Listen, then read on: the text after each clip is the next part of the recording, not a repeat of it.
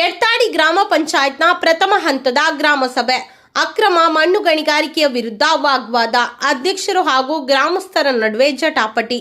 8ನೇ ಯಡ್ತಾಡಿ ಗ್ರಾಮ ಪಂಚಾಯತ್ನ ಪ್ರಥಮ ಹಂತದ ಗ್ರಾಮ ಸಭೆಯು ಡಿಸೆಂಬರ್ 29ರಂದು ಸೋಮವಾರ ಬೆಳಗ್ಗೆ ಅಧ್ಯಕ್ಷ ಪ್ರಕಾಶ್ ಶೆಟ್ಟಿ ಅವರ ಅಧ್ಯಕ್ಷತೆಯಲ್ಲಿ ನಡೆಯಿತು. ಯಡ್ತಾಡಿ ಗ್ರಾಮ ಮೆಸ್ಕಾಂ, ಕೃಷಿ, ಆರೋಗ್ಯ, ತೋಟಗಾರಿಕೆ ಹಾಗೂ ಇನ್ನಿತರ ಇಲಾಖೆಯ ಅಧಿಕಾರಿಗಳು ಭಾಗವಹಿಸಿ ಸಾರ್ವಜನಿಕರ ಪ್ರಶ್ನೆಗಳಿಗೆ ಮಾಹಿತಿಯನ್ನ ನೀಡಿದ್ರು. ಈ ಸಂದರ್ಭದಲ್ಲಿ ಬಂಡರ್ಕರ್ ಮಠ ಹಾಗೂ ಹೆರಾಡಿಯಲ್ಲಿ ಅಕ್ರಮವಾಗಿ ಮಣ್ಣು ಗಣಿಗಾರಿಕೆ ನಡೆದಿದೆ ಎನ್ನುವ ವಿಚಾರದಲ್ಲಿ ವಾಗ್ವಾದ ನಡೆದು ಆಣೆ ಪ್ರಮಾಣದ ತನಕ ಆರೋಪ ಪ್ರತ್ಯಾರೋಪ ಮಾತಿನ ಚಕಮಕಿ ನಡೆಯಿತು. ಜೀತ ಮುಕ್ತ ಕಾರ್ಮಿಕರಿಗೆ ಮಂಜೂರಾದ ನಿವೇಶನದಲ್ಲಿ ಅಕ್ರಮ ಮಣ್ಣು ಗಣಿಗಾರಿಕೆ ನಡೆದಿದೆ. ಇದರಿಂದಾಗಿ ಜಾಗ ಮಂಜೂರಾಗಿ 8 ವರ್ಷ ಕಳೆದರೂ ಫಲಾನುಭವಿಗಳಿಗೆ ಮನೆ ನಿರ್ಮಿಸಿಕೊಳ್ಳಲು ಸಾಧ್ಯವಾಗುತ್ತಿಲ್ಲ ಎನ್ನುವ ದೂರು ಫಲಾನುಭವಿಗಳಿಂದ ಸಭೆಯಲ್ಲಿ ಕೇಳಿಬಂತು.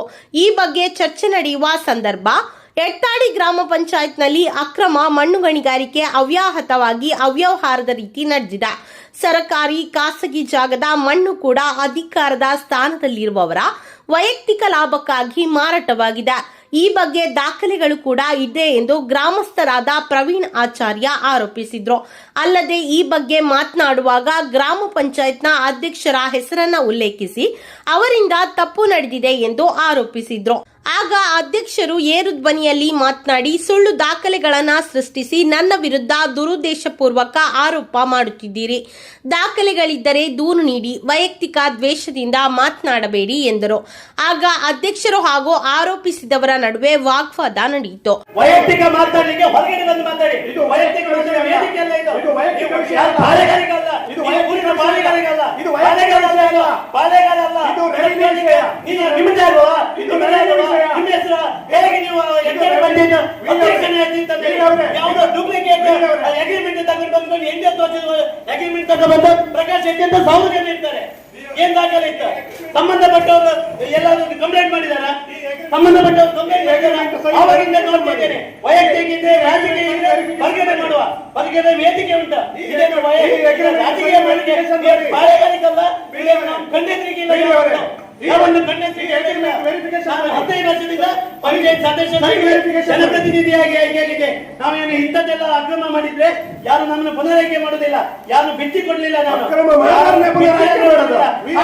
ಜನ ಹೇಳ್ತೀವಿ. ಯಾವ್ದು ಎಫ್ಐಆರ್ ಯಾವ್ದೋ ಮೆಟೀರಿಯಲ್ ತಗೊಂಡ್ಬಂದು ಜವಾಬ್ದಾರಿಯ ಸ್ಥಾನದಲ್ಲಿ ಅದಕ್ಕೆ ಏನ್ ಆಕ್ಷನ್ ತಗೊಳ್ಳಿ. ಸಂಬಂಧ ಇಲ್ಲ, ಸಂಬಂಧ ಇಲ್ಲ. ನೀವು ಒಬ್ಬರು ಲಾಯರ್. ಇದು ಸ್ಟಾಂಪ್ ಪೇಪರ್ ಅಗ್ರಿಮೆಂಟ್ ವೈಯಕ್ತಿಕ ಇದು ಗ್ರಾಮ ಸಭೆ ಯಾರೊಂದು ವೈಯಕ್ತಿಕವಾಗಿ ಬಂಡಾರ್ಕೆರೆ ಮಠ ಜಾಗ ಬಂಡಾರ್ಕೆರೆ ಮಠ ನಿಮ್ಮ ಬಂಡಾರ್ಕೆರೆ ಮಠ ಪಂಚಾಯತ್ ಅಧ್ಯಕ್ಷರ ಹೆಸರು ಹೇಳ್ಬೇಡಿ. ಇದು ಹಕ್ಕುಚ್ಯುತಿ ಮಾಡ್ತೇನೆ. ಒಬ್ಬ ಪಂಚಾಯತ್ ಅಧ್ಯಕ್ಷನಿಗೆ ಸಾರ್ವಜನಿಕವಾಗಿ ಇವತ್ತು ಗ್ರಾಮ ಸಭೆಯಲ್ಲಿ ಅವಮಾನ ಮಾಡಿದ್ದಾರೆ. ಯಾವುದೋ ಡೂಪ್ಲಿಕೇಟ್ ದಾಖಲೆ ಇಟ್ಕೊಂಡು ಅವಮಾನ ಮಾಡಿದ್ದಾರೆ. ಅಲ್ಲ, ಇದು ಈಗ ಸ್ಪಷ್ಟ ಆಗ್ಬೇಕು. ಇವಾಗಲೇ ಗ್ರಾಮ ಸಭೆಯಲ್ಲಿ ನಿರ್ಣಯ ಆಗಬೇಕು. ಪಂಚಾಯತ್ ಅಧ್ಯಕ್ಷನ ಹಕ್ಕುಚ್ಯುತಿಯಾಗಿದೆ. ಯಾರೋ ಸಾರ್ವಜನಿಕ ಬಂದ್ಬೇಕು. ಯಾವುದೋ 100 ರೂಪಾಯಿ ಪೇಪರ್ ನಾಟಕ ಬರುತ್ತೆ. 100 ಪೇಪರ್ ನಾಟಕ ಬರುತ್ತೆ.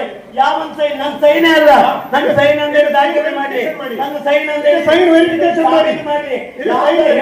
ಕೇಳೋದಿಲ್ಲ.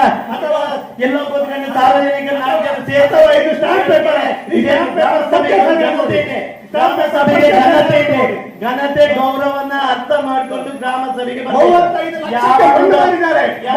ಲಕ್ಷ ಕೋಟಿ ಲೂಟಿ ಮಾಡಿ 35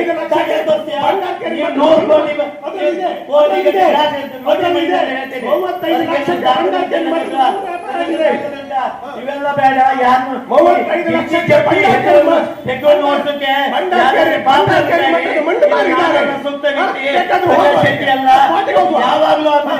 ಯಾವಾಗ್ಲೂ ಆಗುದಿಲ್ಲ. ರಾಜಕೀಯ ಇದ್ರೆ ರಾಜಕೀಯ ರಂಗದಲ್ಲಿ ಕಾಂಬ, ಚುನಾವಣೆಯಲ್ಲಿ ಕಾಂಬ.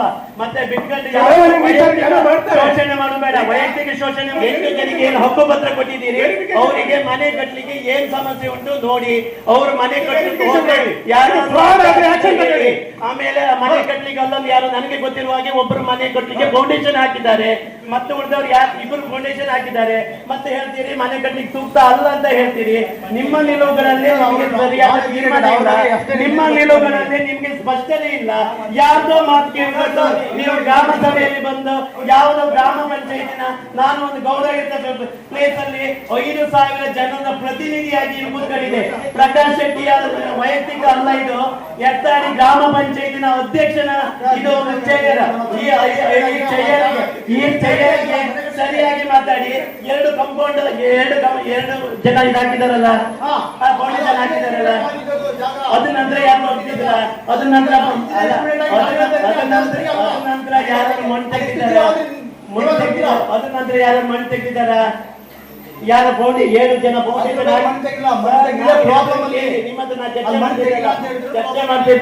ಚರ್ಚೆ ಮಾಡ್ತಾ ಇತ್ತಲ್ಲ, ಪ್ರೀತಿಯಿಂದ ಹೇಳ್ತಿದ್ದೇನೆ. ನೀವು 2 ಜನ ಅಲ್ಲಿ ಫೌಂಡೇಶನ್ ಹಾಕಿದ ನಂತರ ಯಾರಾದ್ರೂ ಮಣ್ಣು ತೆಗೆದಿದ್ದಾರ, ಯಾರನ್ನು ತೆಗೆದಿದ್ದಾರ? ನಾನು ಹೇಳು ಕೇಳಿ ಸರ್, ಹೇಳು ಸರಿ ಕೇಳಿ, ಹೇಳು ಕೇಳಿ. ನಮ್ಗೆ ಗೊತ್ತಿಲ್ಲ, ನಮ್ಗೆ ಗೊತ್ತಿಲ್ಲ, ನಮ್ಮ ಸಂಬಂಧ ಇಲ್ಲ,